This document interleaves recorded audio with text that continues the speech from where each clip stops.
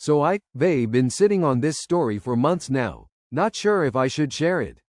But honestly, I need to get this off my chest, and maybe some of you can tell me where I went wrong. Or maybe you, just enjoy watching my life implode in spectacular fashion. Either way, here goes nothing. My ex-wife, 29F, and I, 31M, had been together for 4 years, married for 2, when all this started. Things were good between us, not perfect, but good. We both had decent jobs, a nice apartment in the city, and were talking about starting a family soon. Regular couple stuff, you know? Then about 8 months ago, my buddy Jake came to me with this crazy idea. He works in TV production and told me about this new reality show concept they were developing about testing relationships. The premise was simple. Couples would agree to test each other's loyalty by having attractive actors try to seduce them. At first, I laughed it off, but Jake mentioned there was a $5,000 appearance fee just for participating, plus a $20,000 bonus if we both passed the test. That kind of money would have been perfect for the down payment we were saving for. When I brought it up to Sarah, my wife, I expected her to shut it down immediately. But surprisingly, she seemed intrigued. We talked about it for days, both of us unsure.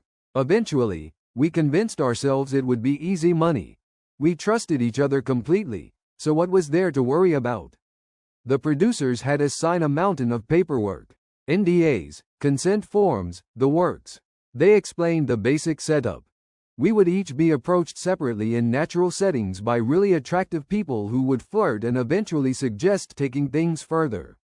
All we had to do was say no, and we'd walk away with the cash.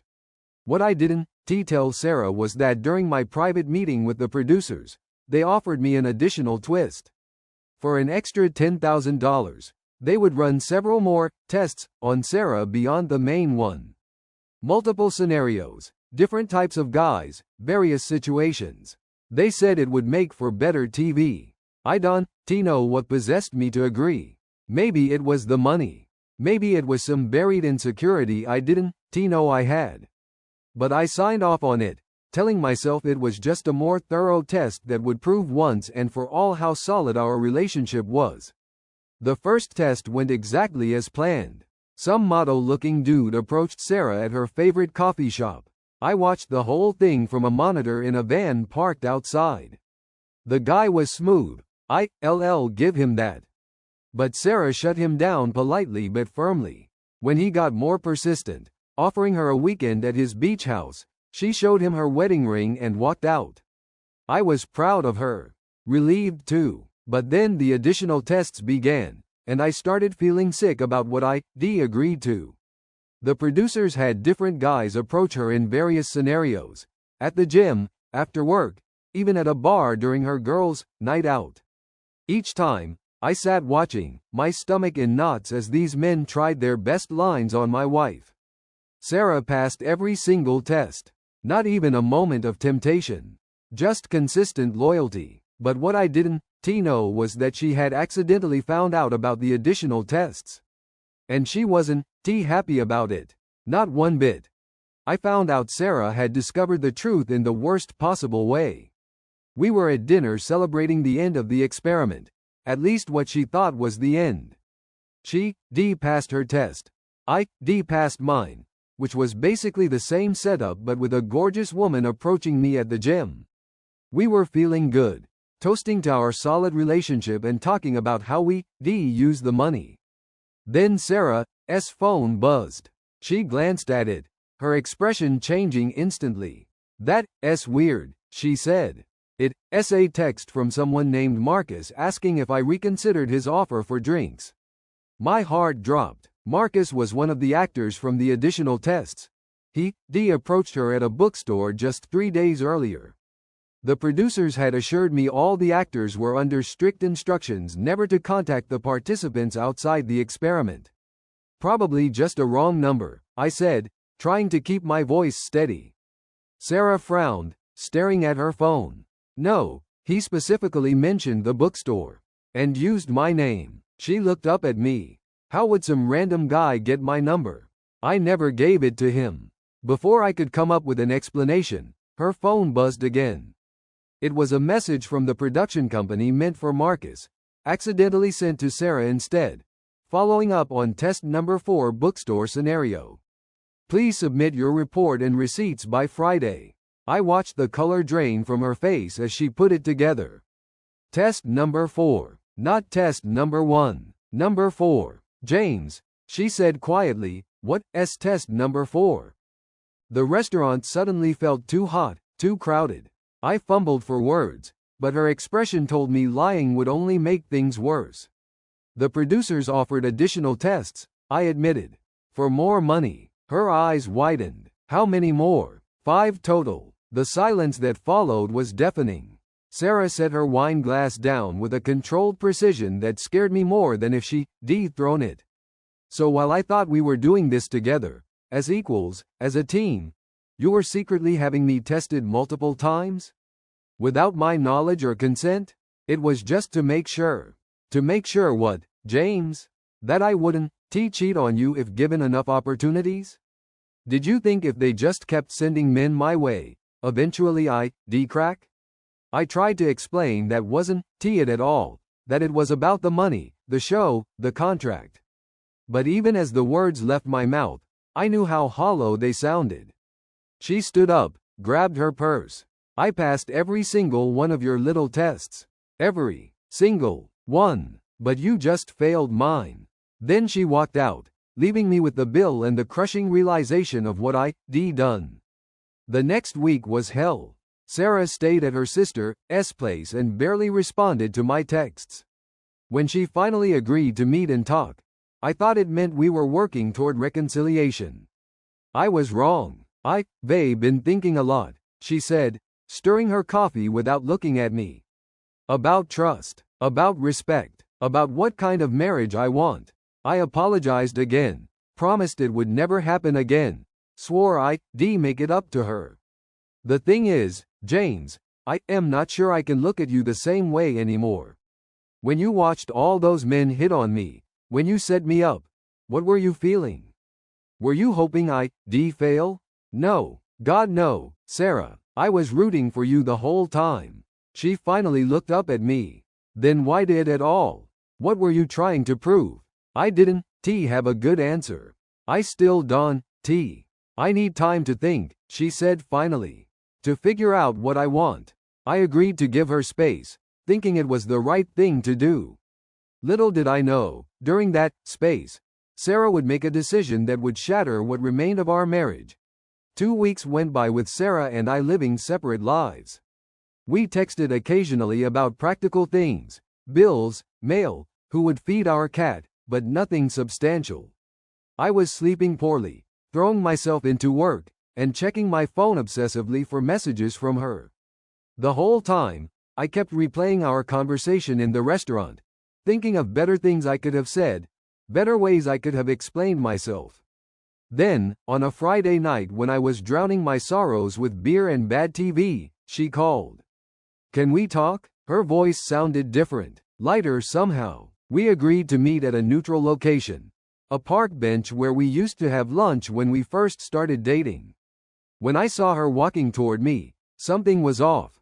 She looked happy, refreshed, not at all like someone in the middle of a marital crisis. Thanks for meeting me, she said, sitting down and keeping a careful distance between us. Of course, I missed you. I reached for her hand, but she subtly shifted away. I've been doing a lot of thinking, she began. About us, about what happened with the tests, about what I want. I nodded, hope rising in my chest.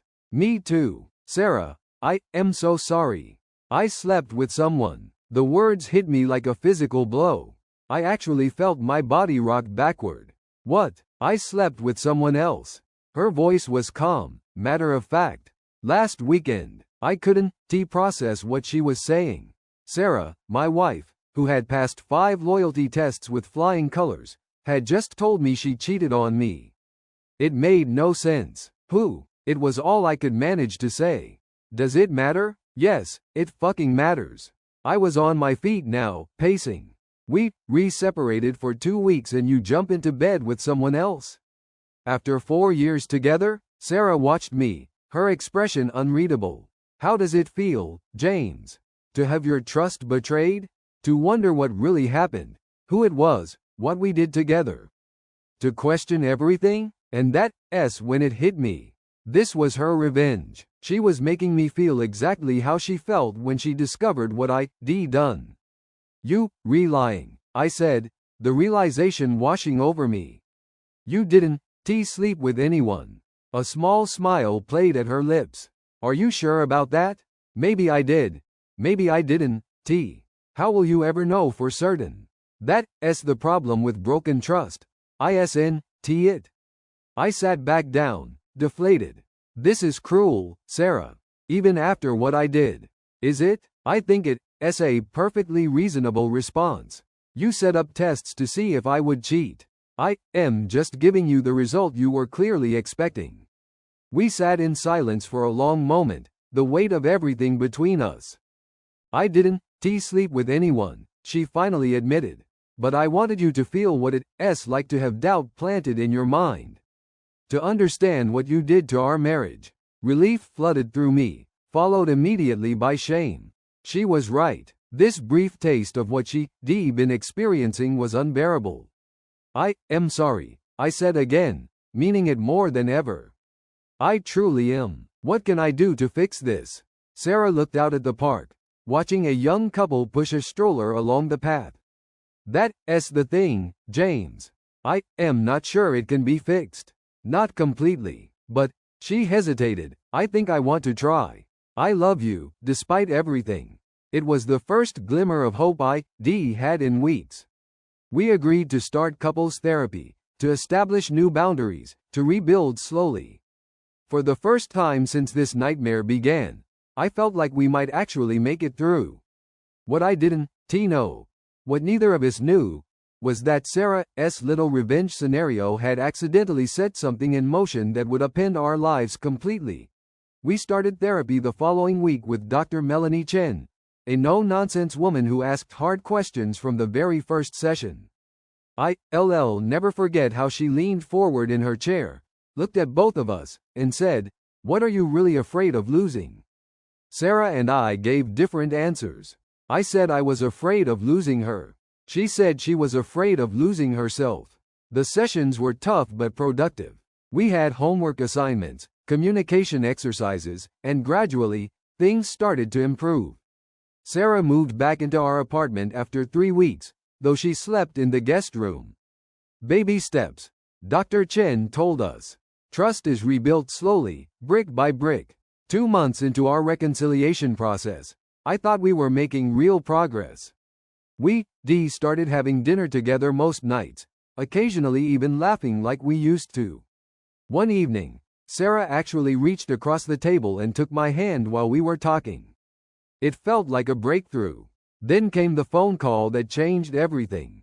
I was at work when my phone rang.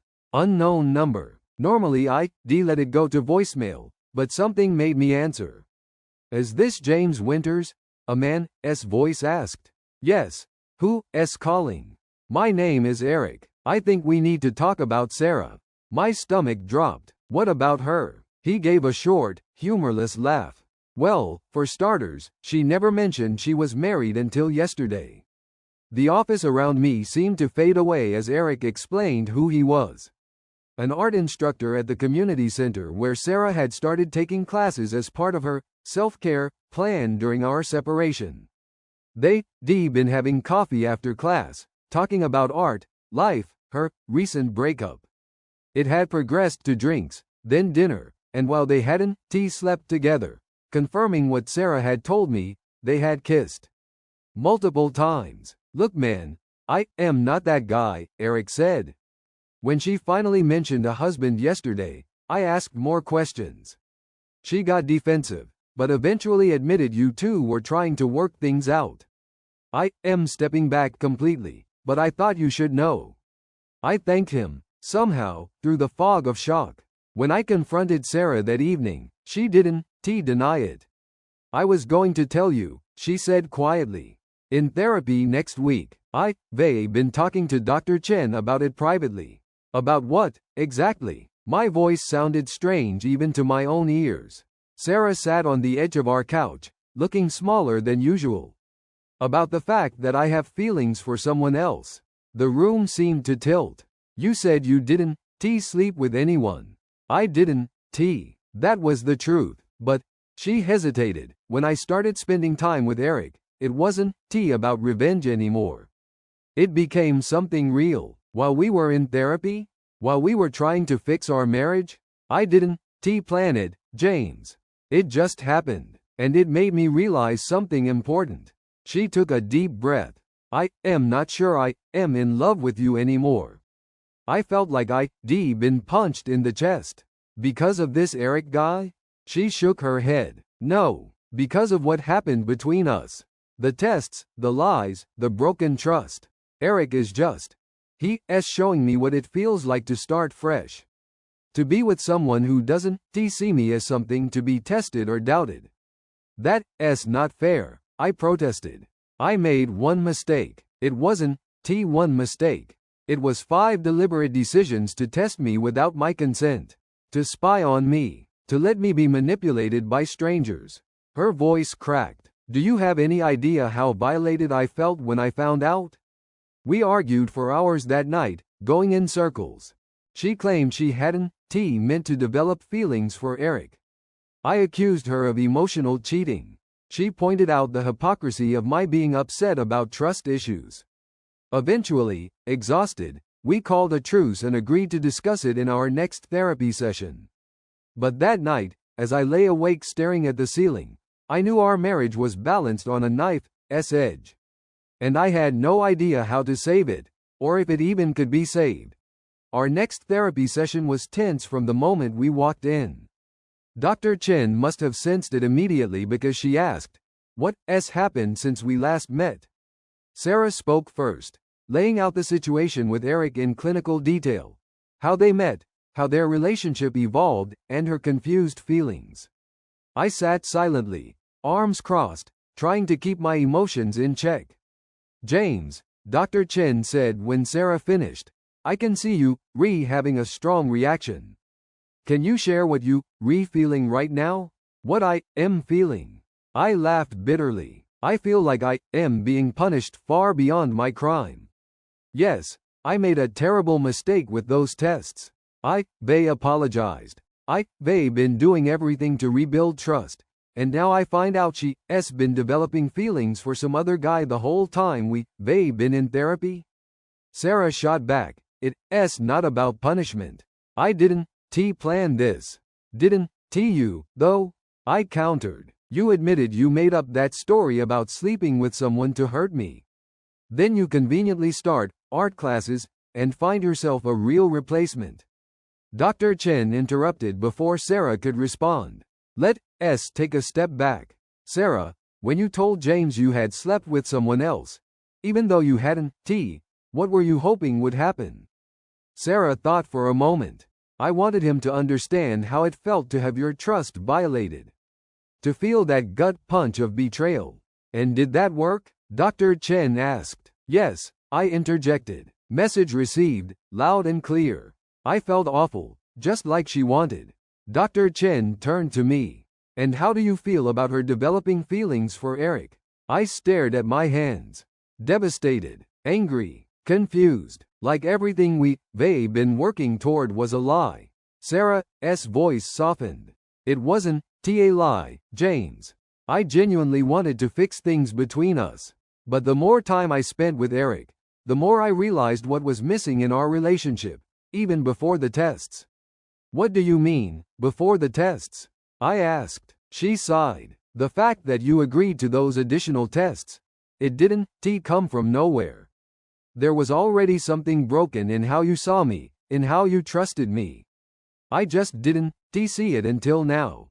The session continued like this, painful truths spilling out from both sides.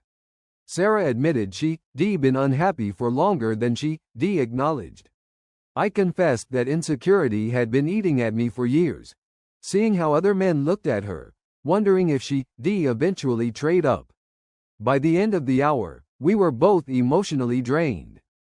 Dr. Chen suggested we consider a trial separation, A real one this time, with clear boundaries, to sort through our individual issues before trying to address our relationship. But I don't want to separate, I protested. I want to fix this. Dr. Chen looked at me sympathetically. Sometimes fixing things means giving them space to breathe. On the silent drive home, Sarah finally spoke. I am going to stay with my sister again. Just for a week or two, to clear my head. And what about Eric? I couldn't keep the edge from my voice. I told him I need space from everyone while I figure things out. He understands. I wanted to believe her, but doubt had become a constant companion. How convenient that he is so understanding. She turned to look at me, her expression tired. This is exactly what I am talking about, James. The suspicion, the sarcasm, the constant testing. It's exhausting being with someone who is always waiting for you to fail. That night, I helped her pack a small suitcase. As she was leaving, she paused at the door. I do love you, James. I always have, but love isn't always enough. Then she was gone, and I was left alone in our apartment that suddenly felt too big, too empty, too quiet. I poured myself a drink and did something I am not proud of. I searched for Eric online. He was easy to find. Good-looking guy, about my age. Art teacher with an MFA. Active on Instagram with photos of his paintings, his hiking trips, his life that seemed so much more interesting than mine. No wonder Sarah was drawn to him. I scrolled through his feed, torturing myself with images of the man who might steal my wife, until I came across a photo that made my blood run cold. It was Eric at a bar, arm around a familiar face, Jake, my friend who had originally told me about the reality show. The caption read, "Drinks with the crew after wrapping season 1. Hashtag best job ever." My hands shaking, I called Jake immediately. When he answered, I didn't bother with pleasantries. "Are you working with a guy named Eric on that reality show?" A pause. Too long. "James, I can explain. Is Eric part of the show?" I demanded. "Yes," Jake admitted. "He's one of our producers." My world collapsed around me as I realized what this meant. The tests never ended, did they? Jake's confession came tumbling out. The show wasn't just about testing couples with a one-time temptation scenario. The real premise, the one they hadn't told us about, was pushing relationships to breaking points through escalating interventions. First the basic loyalty test, then the additional tests, then introducing a potential alternative partner specifically tailored to appeal to the participant's unmet needs. Eric had been placed in Sarah's path deliberately, armed with extensive information about her interests, personality, and the issues in our marriage. He was playing a role, following a script designed to make her question everything about us. It's entertainment, man, Jake said weakly. People eat this drama up. My marriage isn't fucking entertainment. I shouted into the phone. Did Sarah know? Is she in on this? No, absolutely not, Jake insisted. The participants never know about this level. That's the whole point. Capturing genuine emotional reactions. I hung up and immediately called Sarah. Straight to voicemail. I tried her sister's number next. She's not here, her sister said, sounding confused. I thought she was with you. Panic rising. I called every friend she might be staying with. Nothing. Finally, at 2 a.m., my phone rang. James. Sarah's voice was hollow. Did you know about Eric too? She was at a hotel downtown. She found out about Eric's true role when she went to the art center and discovered he never actually worked there. The real instructor mentioned he'd been paid to call in sick for a few weeks so the TV show could use their space. I drove to her hotel immediately. When she opened the door, her eyes were red and swollen from crying. Without a word, we sat on opposite sides of the bed. I fell for it, she whispered. Completely. Everything I felt for him. It was all based on a lie. Join the club, I said, but there was no satisfaction in it. We sat in silence for a long time, both processing the magnitude of what had been done to us. What happens now? I finally asked. Sarah looked at me, her expression unreadable. I don't know. But I can go back to how things were, James. Even knowing Eric was fake, the feelings he brought out were real. The problems in our marriage were real. So that's it. They win? Our marriage is collateral damage for their ratings? This isn't about them, she said firmly. It's about us. The truth is, we were broken before they ever got involved. You didn't trust me enough to resist the idea of testing me. I didn't love you enough to forgive you completely. The dawn was breaking outside the hotel window as we talked through the night. No more therapy speak, no more holding back. Just raw, honest conversation about what we both done wrong, what we gotten right, and what we really wanted for our futures.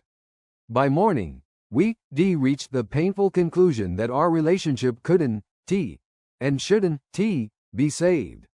The foundation had been compromised long before the show came along.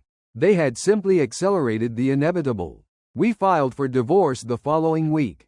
The producers, fearing legal repercussions once we told them we knew everything, offered a substantial settlement. We split it evenly and signed ironclad NDAs preventing us from exposing their methods publicly. That's why I am being vague about names and details here. I am not looking to get sued. The divorce was finalized 3 months ago. Sarah moved to Chicago for a fresh start. We still text occasionally, more amicable now than we were in those final months of marriage. She's dating someone new, for real this time. I am still single, working through my trust issues with a therapist. Last week, I saw a billboard advertising the premiere of a new reality show, The Ultimate Relationship Test. Jake's show. I felt sick looking at it, knowing what those smiling couples on the poster were about to go through. That night, I broke my NDA in one small way. I found the social media accounts for all 6 couples featured on the billboard. I made throwaway accounts and sent each of them the same message. It's not what you think. Get out now. 3 of them responded, asking for details. One couple actually pulled out of the show after I warned them, forfeiting their appearance fee but saving their relationship from becoming entertainment fodder. As for Sarah and me, I don't know if we were ever meant to last. Maybe without the show's interference, we would have drifted apart more naturally, more kindly. Or maybe we would have found our way through our issues eventually. I'll never know. What I do know is this.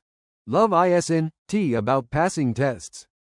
It's not about proving loyalty through artificial scenarios.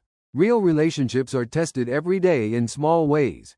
How you support each other, how you communicate, how you grow together or apart. We failed those real tests long before the cameras started rolling.